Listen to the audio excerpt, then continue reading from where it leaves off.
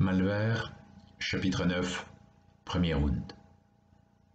Quand le père Bourdin, qui avait été champion Champagne-Ardenne amateur en poids moyen, avait monté un club de boxe à Malvert, le premier à s'y inscrire avait été Caillou, le cousin de Danny. Assez grand, il avait la longe suffisante, et puis c'était une manière de rompre la monotonie des soirées au Remplan. Il descendait donc à Malvert 2 fois la semaine pour les entraînements, plus les combats de temps en temps le samedi soir ou le dimanche après-midi quand il y avait des galas. Ça marchait pas mal son affaire, au père Bourdin, et les gars commençaient à venir s'essayer. Il avait fini par y en avoir dans toutes les catégories. Caillou et Garnier étaient assez prometteurs. Martignoni cognait dur chez les lourds. Il y avait aussi quelques Nord-Africains qu'on appelait par leurs prénoms Mustapha et Kader. En tout, ils étaient bien une quinzaine de réguliers au club.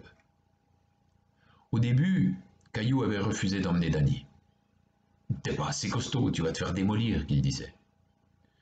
Bourdin avait quand même bien voulu le prendre à l'école de boxe à l'essai pour voir ce que ça donnerait. Il avait juste 14 ans. Après quelques séances, l'entraîneur avait trouvé que ça valait peut-être le coup de continuer. Après son boulot chez Prenel, Danny descendait donc en bas de ville, au Café du Siècle, où on avait improvisé une salle de sport pour l'entraînement en salle. Au début, le matériel se résumait à peu de choses, une corde à sauter, un punching ball et un sac de sable. Bourdin le prenait en particulier pour la technique, et il finissait l'entraînement en chaussant les gants pour faire quelques rounds avec les gars qui étaient là.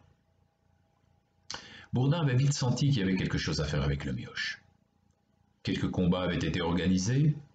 À 16 ans, Danny se faisait signer une autorisation par sa mère pour boxer chez les Plumes, la catégorie des 54-57 kilos. Bourdin disait qu'il avait la haine, que c'était bon signe. En 2 ans, Danny était en effet devenu boxeur de première série et avait gagné les championnats régionaux chez les amateurs. Aux demi-finales des championnats de France en 1957 à Dijon, il tirait le champion du Poitou, Fatih Zemouri, qui s'était déjà taillé une belle réputation. Daniel Boinet, il se faisait toujours appeler du nom de sa mère, faisait vraiment figure d'outsider. « Descends-le!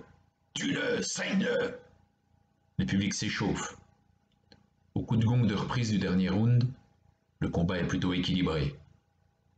Pendant le repos, Bourdin, en lui passant l'éponge, n'avait pas arrêté de lui répéter « Tape-le au foie, il baisse sa garde, tape-le au foie, bon sang, je te dis !» Tout de suite, Boinet avait réussi à placer une belle série de crochets à l'abdomen et Zemouri avait dû chercher le salut dans les cordes. Dans la dernière minute, c'était pourtant le Danny qui avait mis genou à terre après 2 coups au visage, gauche-droite, le premier faisant voler en éclats l'arcade sourcilière, le second le cueillant au menton. L'arbitre avait arrêté le combat dans les dernières secondes sous les colibets et les sifflets du public. Il avait présenté les 2 boxeurs au milieu du ring et avait levé la main de Zemouri. Tout le monde était sorti. L'arbitre avait été un peu bousculé.